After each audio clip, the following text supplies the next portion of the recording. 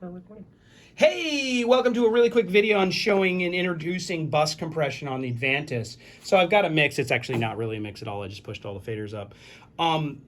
Bus compression on this console can actually get rather complex if you want it to, bus processing, but the simple way is find your stereo bus wherever it is. In this case, I've got it here.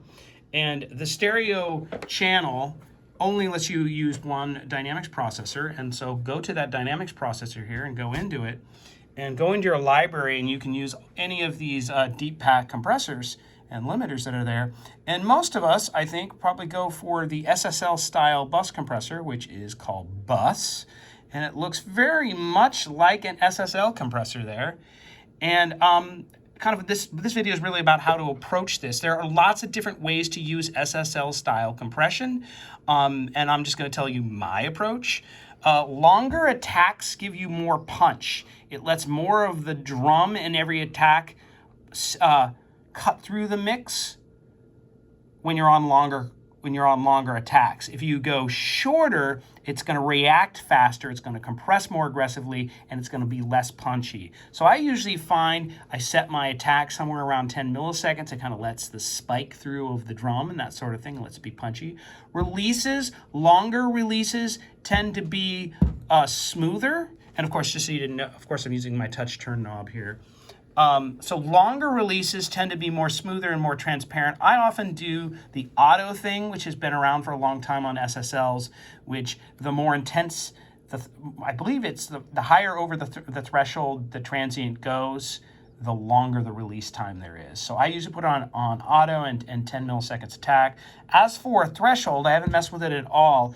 I usually try to make sure my compression is relatively subtle and never goes over -4. So the way it's doing it right now is probably okay. I might even back that off a little bit. So I'm just kind of in that kind of -3 zone. And this can be very, very transparent. You probably won't even notice the compression, but it really can tie your mix together and can give you the punch of letting the transient through. As far as ratios, the ratios is going to soften this effect here. I typically go to lower ratios, like 1.5 to 1, that sort of thing, so that the compressor is barely doing anything, and I find that to be okay. Typically with my bus compressor, I want it to be very, what's the word I'm looking for? Transparent. Anyway, for makeup gain, that's whatever you want to be for your output level. If you're trying to get a desired loudness target, you can add more gain than you compressed. But typically, I kind of keep this in this range because, hey, I'm reducing gain by, 3 or 4 dB. I'm going to add 3 or 4 dB makeup gain on the unit. And so that's cool. Now, I would say, I said this in the very beginning, this particular console only lets you have this one dynamics processor. If you're trying to do something wild, like you're mixing for, live stream on YouTube or something, and you want to be your target level you really need to squish your mix to achieve a higher target level. How can you get a second limiter in here to do things? Well, you got some other options, and I'm not going to demonstrate them here, but you could go in and insert a Dyn8 limiter on the stereo bus. And now you've got a multi-band limiter that you can mess with. And I have other videos that talk about this, but that might work to get you some double layer of limiting. The other thing I have done here at NESCom when we're doing live streams and we want to get kind of aggressive in our output level is I've taken all the channels and I've sent them to a group. And then I have put the bus compressor on that group. And then I send that group to the master bus. And I put a hard limiter on a faster limiter than this bus compressor that we just used on that final output. And I can demonstrate that shortly. You go to library and you open up one of the other compressors, like the peak limiter.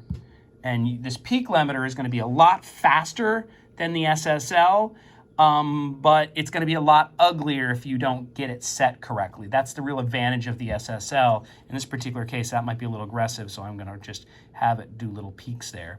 So anyway, I don't really have time in this video to show the whole entire routing. I do have other videos that show how to do this, but the routing from channels to a group and then onto this master bus. But that is how you can do it if you want to have 2 limiters in the row. I have not personally done the Dyn8 in addition to the SSL yet. I'm not sure how that would sound. It might actually work really well. That might be a way to do it. But anyway, kind of long-winded video. I hope this helps out for your first time using bus compression on the Avantis. Have a great day. Bye-bye.